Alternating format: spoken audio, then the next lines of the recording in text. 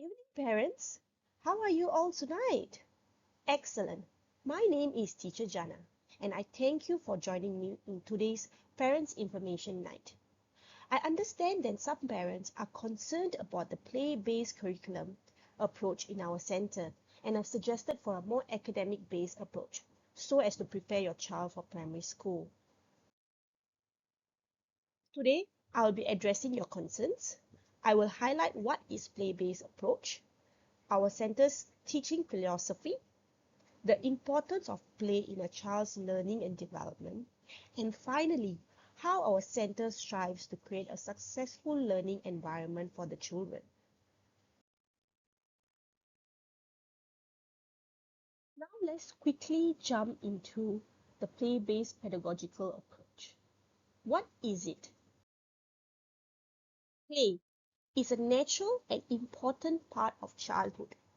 The American Academy of Pediatrics defines play as an activity that is intrinsically motivated, entails active engagement, and results in joyful discovery.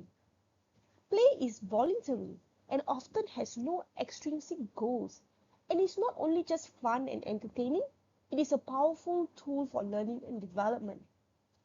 Play learning can include free play and guided play.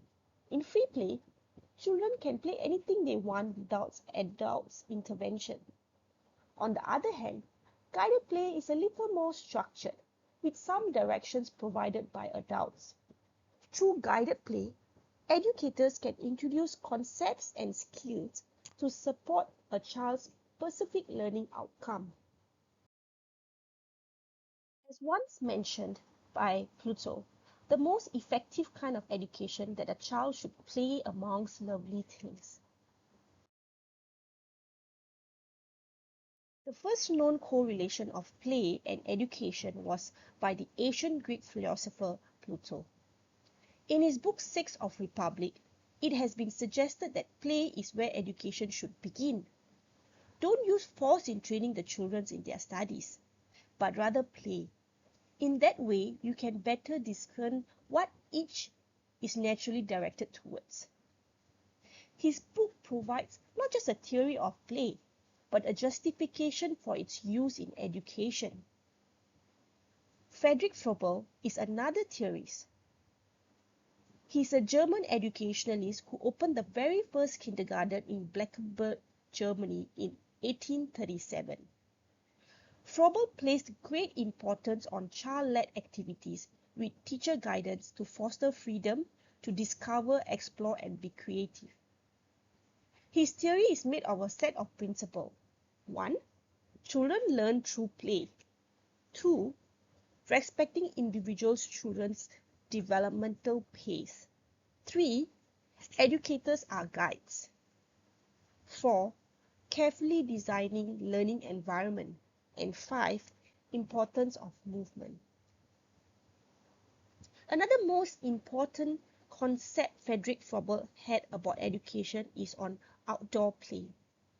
He believed that a kindergarten should offer a garden space for children where they can play, learn, and develop their various skills. This allows children to explore nature, learn about the changes of weather, encounter animals and plants, and even understand the concept of life and death. Froebel did not just conceptualize this idea, he made it happen in his center at Blankenburg.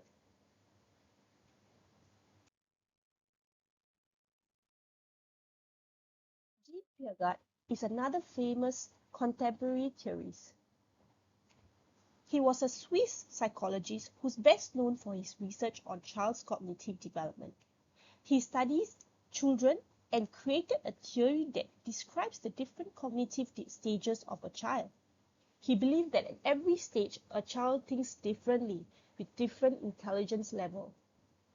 The different stages are sensory motor stage from birth to 2 years old, the pre-operational stage 2 to 7 years old, the concrete operational stage 7 to 11 years old, and the formal operational stage 11 through adulthood. Okay, now let's just focus on the first two stages. Sensory motor stage. At this stage, children learn through their senses and movements. They explore their environment with different textures, sounds, taste, smell, and objects. It is thus important for educators to provide children with a rich learning environment that they can use to develop their senses and movements. Pre-operational stage. At the early stages, children are developing their language and thinking skills. They are yet to be able to manipulate the information they learn logically, and as such, that's why it's called the pre-operational stage. As they move further into the stage, they will start playing parallelly with other children and progress to pretend play and role-playing games. At this stage, it is important that the child continues to learn through play and real-world experiences.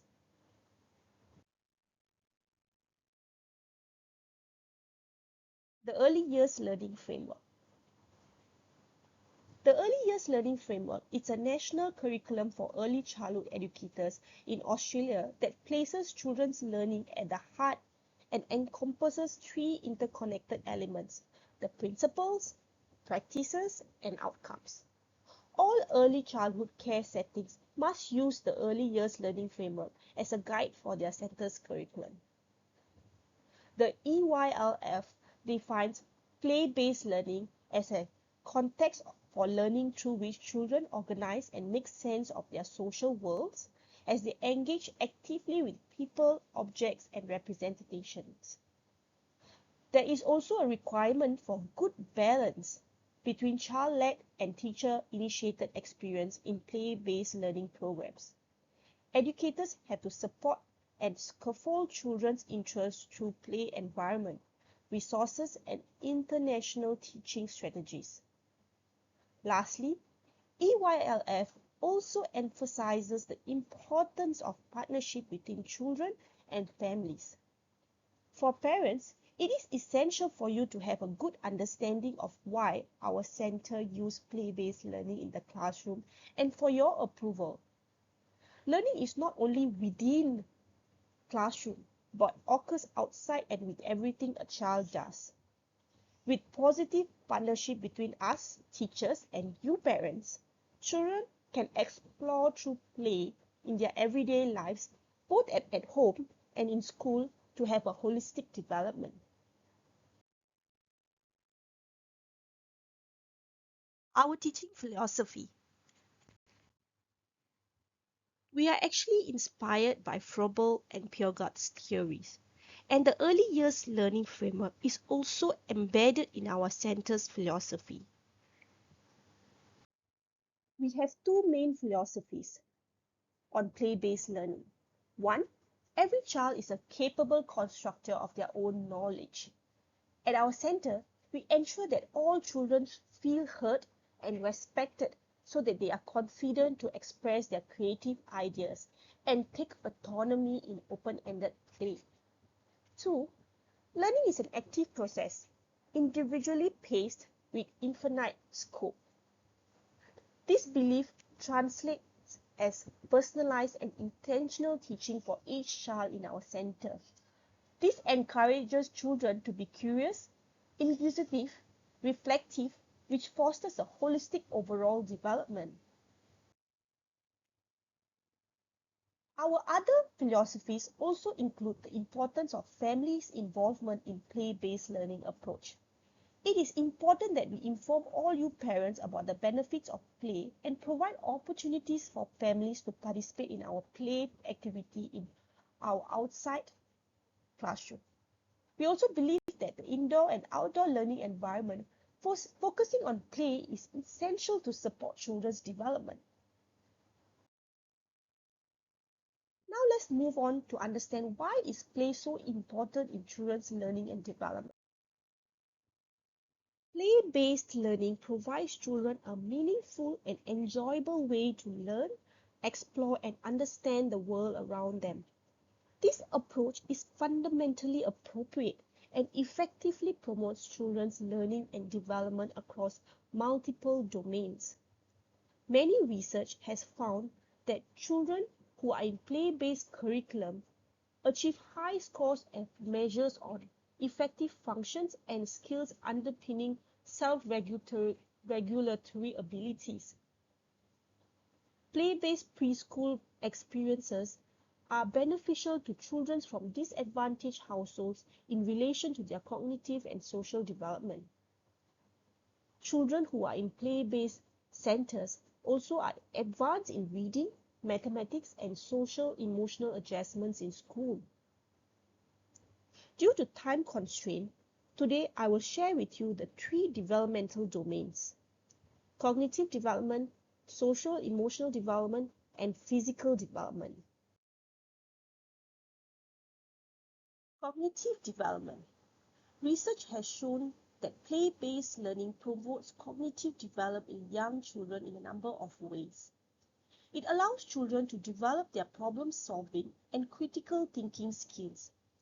When children engage in play-based learning activities, they have the opportunity to explore and experiment with new ideas and concepts, which can help to develop their creativity and flexibility of thinking. It also supports children's memory. For example, through hands-on experimental play, children retain information better. Play-based learning can also help to improve children's attention skills since it is a more engaging and stimulating learning experience that captures their interest and keeps them focused. Social and emotional developmental domain is another benefit of play-based learning. Social skills are developed when children have the opportunity to interact with their peers and teachers in a more collaborative manner. Through this, they learn to be socially competent, empathetic, and are able to self-regulate. Through play-based learning activities, children can also learn to identify and communicate their emotions as well as to regulate their behavior and responses to different situations. Lastly, children also are able to develop high self-esteem and confidence as they experience success, take risks, and solve problems through play. Physical development is another primary development of play-based learning. When a child engages in activities such as running, dancing, and jumping, they develop gross motor skills, physical strength, balance, coordination, and agility. Play-based learning also develops fine motor skills and hand-eye coordination when child manipulates objects. For example, when your child builds blocks or uses a scissors to cut out a shape, they use small muscles in their tiny hands and wrists which coordinates with their brains. Moreover, play-based learning can also help to develop child's sensory and perceptual skills. Through play activities, they involve exploring materials and sensory experiences, such as sand, water, painting. Children can develop their sense of touch, taste, sight, hearing, as well as their ability to perceive and process sensory information. Overall, these 3 developmental domains promote children's overall well-being and success later in their life. Our learning environment. At our center, we strive to create a playful environment for our children. For example, parents who have not seen our classroom layout. We have designed the physical space of classroom to be open and inviting for children with various play materials, learning corners to promote imagination, exploration, and curiosity. For example, our toddler classroom might include a block center, a dramatic play area, a sensory table, and a reading corner, all of which are designed to encourage them to engage in different types of learning and its outcome. We also incorporate outdoor environment in our child's learning. Outdoor learning is an integral part of the early years learning framework. This is further supported by the National Quality Standard Framework, Quality Area 3, physical environment. We have a playground with climbing equipments, slides, and sand pits to support children's physical development. We also have a vegetable garden and a pet rabbit to educate children on empathy and responsibility to nature. Lastly, and most importantly, we create a safe and secure learning environment for our children where they have a sense of belonging. The NQS Quality Areas 5 relationship with children reinforces the importance of fostering a positive relationship with children. We ensure that our children feel heard and are respected in our classroom. We are emotionally available to assist our children so as to help them recognize and manage their feelings. This allows them to feel accepted and develop their social skills. Alright, to summarize today's information night, play-based learning provides a foundation for our children's lifelong learning and development. It is thus crucial that we continue to promote and prioritize this approach in children's early years to ensure the future success of our children. I hope that by today's session, you have a better understanding of what play-based teaching approach is, and you would give us your support for this approach. Thank you. Does anyone have any questions?